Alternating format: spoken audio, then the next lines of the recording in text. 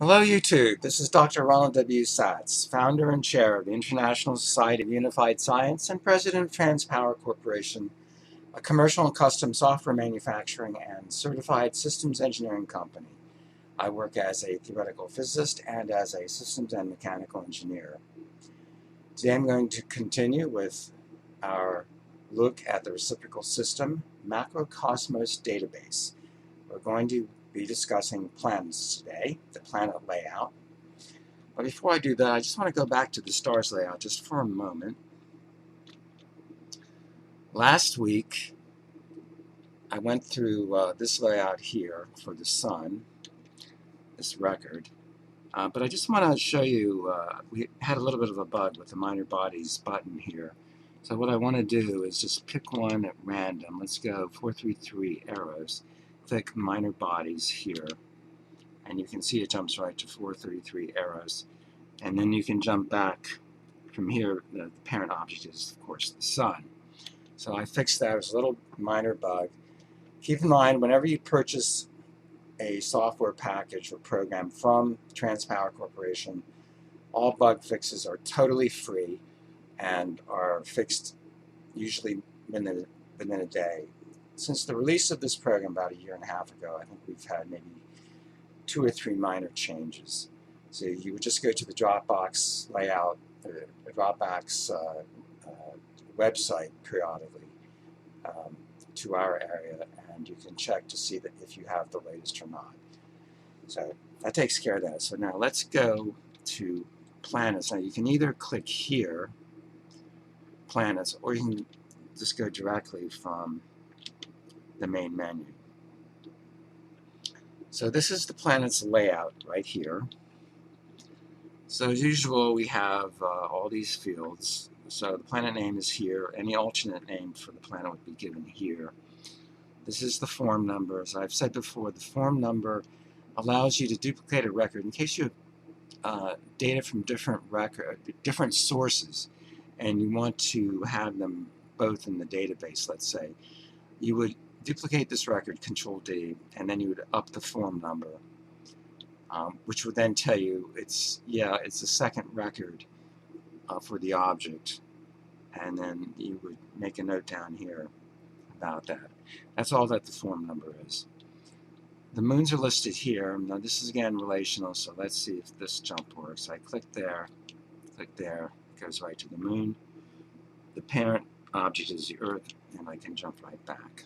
Okay, that takes care of that. Here are the videos right here. You can see these are mostly from NASA, all from NASA in this case. All public videos or photos. And then events are various happenings that occur. So, I don't know. It's like Airglobe Borealis. We'll just click there. And here's the picture. Very nice. And then, of course, if you click planets again, you go right back to the Earth. You can, of course, add your own photos or videos. These are sorted alphabetically here. These, for the videos, are pictures of the general object, general characteristics. These are simply sorted by date. Okay, the class of the planet would be given here. This is terrestrial, of course. There are super Earths, Jovian, super Jupiters, other, and you can even edit this if the terminology changes in the future.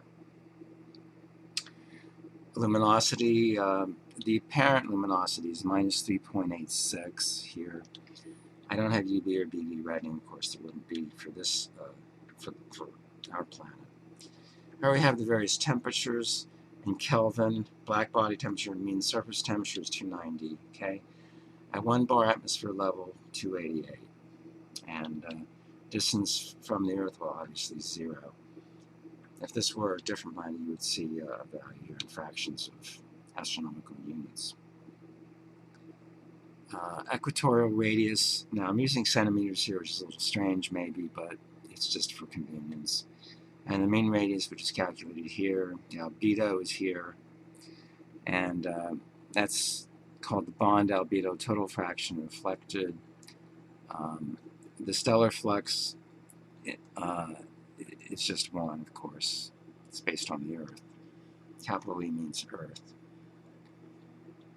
So then we get the mean radius. This is in terms of Earth, so that would obviously be 1. This is in terms of Jupiter, 0.09113. Then we have centimeters, and we have surface area relative to Earth, which of course would be 1 relative to Jupiter.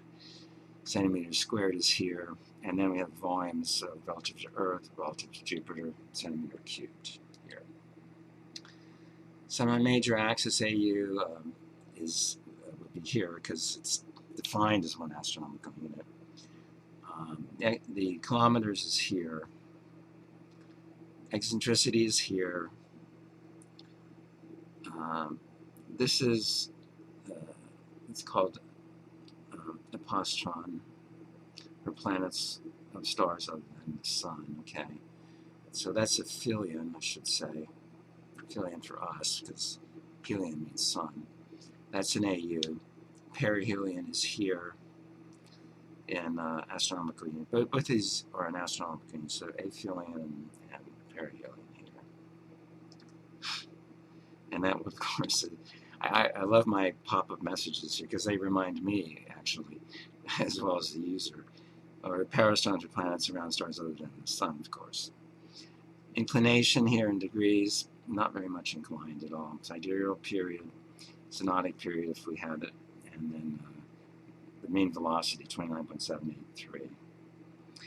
And I calculate this, the eclipse parameter is calculated using the Rydberg method. It's kind of interesting. Now we have, let's see,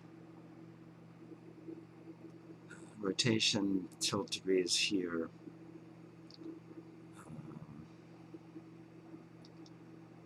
These parameters here are from for the Sun, actually. These two terms, A0 and K, are terms in the equivalent of the Bode relationship for the reciprocal system. Let's see what the note is. 7 major axis in AU, of course, of the first planet from the star. So that's really the distance to Mercury in this case, but it would be the first planet in an external solar system. Okay, so the tilt degree is 23, obviously, degrees. Rotational period, angular velocities in radians per second, with inertia gram centimeter squared, rotational energy in ergs, joules, angular momentum in grams centimeters squared per second is there. And of course we have the mass, that's 1 Earth mass here. In terms of Jupiter, it's 0.0031. This is in grams. The gravitational limits of the planet, it's 394.68 for the first gravitational limit. The second is, let's see, what is this? This is 1,462,228 astronomical units. So if an object were that far from the Earth and there's nothing else around, then at that point that object would be moving outward at the speed of light. But of course, the gravitational limits are really controlled by the largest body around. In our case, that's the local group. Magnetic field in Gauss is 0.305. Here are the main densities here, gram per centimeter cubed. This is density relative to Earth, which of course would be 1 relative to Jupiter. Obviously, the Earth is much denser than Jupiter. Surface gravity is here in centimeter per second squared. Escape velocity is here in kilometers per second. Atmospheric pressure of the surface in bar 1.013. Solid interior contents, I'm not going to read all this, but like the inner core, the outer core, lower mantle, transition zone, low velocity zone, etc., etc. You can take a look at this one, and if you get the package.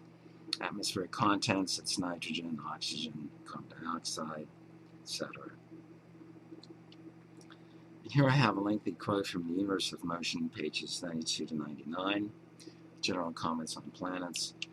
Again, I'm not going to read that, but this comes directly from the Universe of Motion. My mentor's work in astrophysics is really a truly amazing book. parent object is, of course, the sun. You click that, you go back to the sun. And then I have my notes. I give normal gravity as a function of latitude, etc. And I get all kinds of other discussion things here. Now let's, before I close out today, let's just look at another planet here. Now let's do show all. So we have 153 at the time of this video. Here's Mars. Now here's one of these external planets. See, we don't have a whole lot of information. We got some, obviously. And there's the parent star. So we do have extrasolar system planets in here. See the little B or the C or D? The star's name is, like, in this case, Alpha Arri, so that's what that would be. And B indicates the first planet. So, yeah. Pretty much covers planets. That covers our layout for today. So I'm going to close out and go back to the main menu. So please study the reciprocal system and prove it for yourself. For the simplest possible treatment of the reciprocal system, please obtain my work, The Unmysterious Universe. It has lots of diagrams, figures. It's very well organized. It's the least expensive thing you can purchase. It's only $9.50 now from Amazon or Transpower Corporation, transpowercorp.com. Now, if you do want the mathematics, then please obtain my magnum opus, Existence and Interactions, a computational treatise of the reciprocal system, the true theory of everything. Has thousands of equations, thousands of, not thousands, but numerous figures, diagrams, tables, you name it, it's all in there. It'll take you months to go through the whole thing. And after that, you can tackle these two database modules. Here's the Macrocosmos database. We covered planets today. In previous videos, I've covered the universe as a whole. Galaxy clusters and groups, galaxy star clusters and stars. Of course, in future weeks, we'll be covering the moons, minor bodies, nebulae, gas and dust, and voids. And if you want to go directly to the videos or pictures, you just click on events. It's a great graphics program. We've got us for general progression versus gravitation and also star graphs. And, okay, the other module is the Macrocosmos database. This covers all the properties of photons, subatoms, atoms, and compounds, both material and cosmic. So, for solid matter properties, covers interatomic distance, valence, specific heat, energy, entropy, and energy and entropy, thermal expansion, compressibility, electrical and magnetic properties, isotopes, and spectra.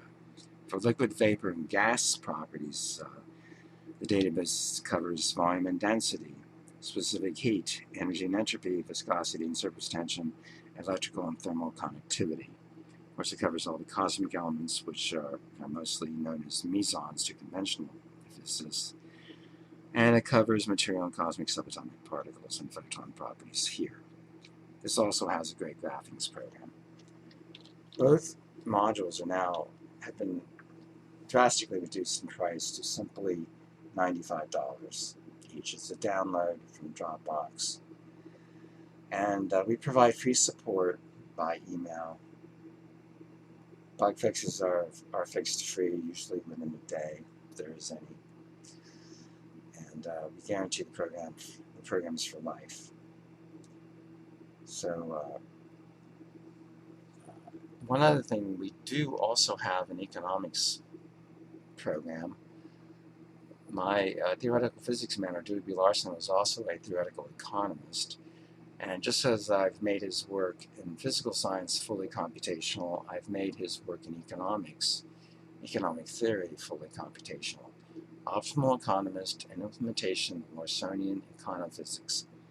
covers the microeconomics of individuals, businesses, and business sectors, and covers the macroeconomics of countries and regions. Completely supersedes Keynesian economics, just as the reciprocal system completely supersedes so-called modern physics. All right, that wraps it up for today. Please study the reciprocal system and prove it for yourself. And thanks for your attention.